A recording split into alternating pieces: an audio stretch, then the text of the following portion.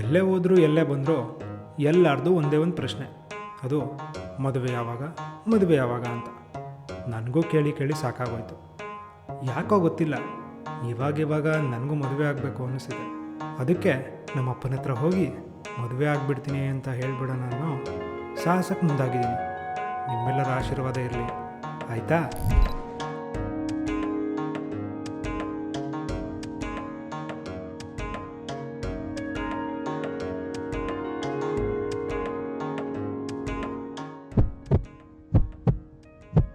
ಅಪ್ಪು, ಏನಿಲ್ಲ, ಅದು ನಿನ್ನ ಜೊತೆ ಒಂದು ವಿಷಯ ಹೇಳಬೇಕಿತ್ತು, ಹೇಳು. ಅದು ಫ್ಲ್ಯಾಶ್ ಬ್ಯಾಕ್. ನೋಡು ಬ್ರೋ, ನೀನೆಷ್ಟೇ ದುಡ್ಡು ಮಾಡಿರ್ಬೋದು, ನೀನೆಷ್ಟೇ ಲಕ್ಸುರಿ ಲೈಫ್ ಲೀಡ್ ಮಾಡಿರ್ಬೋದು, ಆದರೆ ಕರೆಕ್ಟ್ ಏಜ್ಗೆ ಮದುವೆ ಆಗಲಿಲ್ಲ ಅಂತಂದರೆ ಅನ್ಕೋಬಿಡ್ತಾರೆ ಬ್ರೋ. ಅರ್ಥ ಆಯ್ತು ಅನ್ಸುತ್ತೆ. ಅದಕ್ಕೆ ಬೇಗ ಮದುವೆ ಆಗ್ಬಿಡು, ಆಯ್ತಾ? ಓ, ಇನ್ನೊಂದು ದಿವಸ ಹೇಳ್ತೀನಿ ಬಿಡಪ್ಪ. The next day.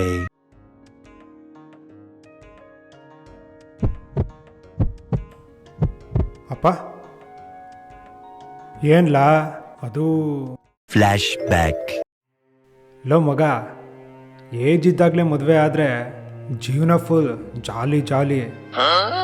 ಏಜ್ ಆದ್ಮೇಲೆ ಮದುವೆ ಆದ್ಯೋ ಲೈಫ್ ಎಲ್ಲ ಖಾಲಿ ಖಾಲಿ.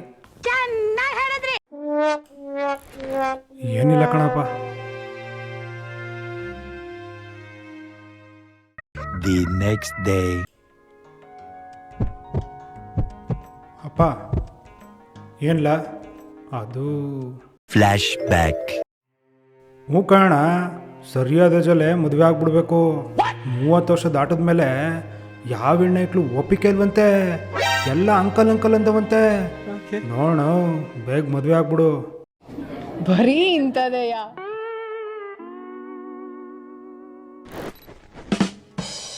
ಏನಿಲ್ಲ ಕಣಪ್ಪ. The next day. ಅಪ್ಪ,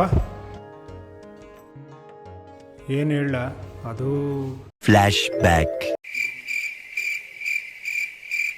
ನೋಡು, ನಿನ್ನ ಜಾತಕದ ಪ್ರಕಾರ ಈ ವರ್ಷ ನೀನು ಮದುವೆ ಆಗಬೇಕು. Why I don't understand. ಆಗಲಿಲ್ಲ ಅಂತಂದ್ಯೋ ನಿನಗೆ ಮದುವೆ ಯೋಗನೇ ಇಲ್ಲ. ಜೀವನ ಪೂರ್ತಿ ಬ್ರಹ್ಮಚಾರಿಯಾಗೇ ಇದ್ಬಿಡ್ಬೇಕು. ಇದು ನಾನು ಹೇಳ್ತಾ ಇರೋದಲ್ಲ, ಜಾತಕ ಹೇಳ್ತಾ ಇರೋದು. ನಾನು ಅಂದರೆ ಶಾಸ್ತ್ರ, ಶಾಸ್ತ್ರ ಅಂದರೆ ನಾನು. ಒಂದು ವಿಷಯ ಹೇಳಬೇಕಾಗಿತ್ತು. ನಾನು 4 ದಿನ ನೋಡ್ತಾನೆ ಇವನಿ.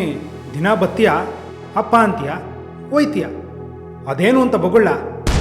ನಾಳೆ ಮತ್ತೆ ಅಪ್ಪ ಅಂತ ಬಂದರೆ ಮೆಟ್ ನೋಡ್ತೀನಿ ಅಷ್ಟೇ. ಅದೇನಾರ ಇದ್ರೆ ಈಗಲೇ ಹೇಳ್ಬಿಟ್ಟು ಹೋಗು. ಯಾಕೋ ನಮ್ಮಪ್ಪ ರಾಂಗ್ ಆಗವನೆ, ಇವತ್ತು ಬೇಡ. Over 1 month later. ಮಗ, ಅಪ್ಪ, ಲವ್ ಏನೆಲ್ಲ ಮಾಡ್ತಿದ್ಯಾ? ಏನಿಲ್ಲಪ್ಪ, ಸುಮ್ಮನೆ ಹಂಗೆ ನಿಂತಿದ್ದೆ. ನಿನ್ನ ಹತ್ರ ಒಂದು ವಿಷಯ ಮಾತಾಡಬೇಕಾಗಿತ್ತು. ಹ್ಞೂ, ಅದೇನು ಹೇಳಪ್ಪ. ನೆನ್ನೆ ನಿಂಗೇಶನ್ ಮಗನ ಮದುವೆಗೆ ಹೋಗಿದ್ದು. ಅವನಿಗೆ 25 ವರ್ಷಕ್ಕೆ ಮದುವೆ ಮಾಡೋರು ಕಣ್ಲ. ಆಗಲೇ ಗೊತ್ತಾಗಿದ್ದು ನಿನಗೆ 31 ವರ್ಷ ಅಂತ. ನಿಮ್ಮವನ ನಾನು ಸೇರ್ಕೊಂಡು ನೀನು ಮದುವೆ ಮಾಡಬೇಕು ಅಂತ ನಿರ್ಧಾರ ಮಾಡವಿ.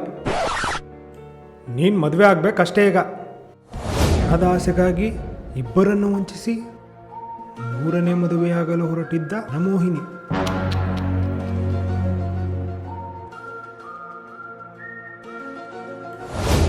ಶಾಪಿಂಗ್ಗೆ ಕರ್ಕೊಂಡೋಗ್ಲಿಲ್ಲ ಅಂತ ಸಣ್ಣ ಕಾರಣಕ್ಕೆ ಪತಿಯನ್ನು ಸಂಹರಿಸಿದ ಪತ್ನಿ. ಎಂಥ ಕಾಲ ಬಂತು ಗುರು.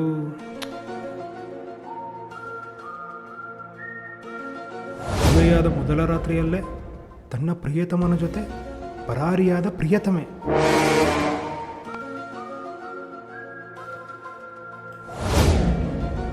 ಪತ್ನಿಯ ಕಿರುಕುಳಕ್ಕೆ ಮನನೊಂದ ಪತಿ ರಾತ್ರೋರಾತ್ರಿ ನಾಪತ್ತೆ.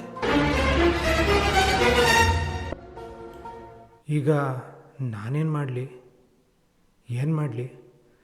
ಏನು ಮಾಡಲಿ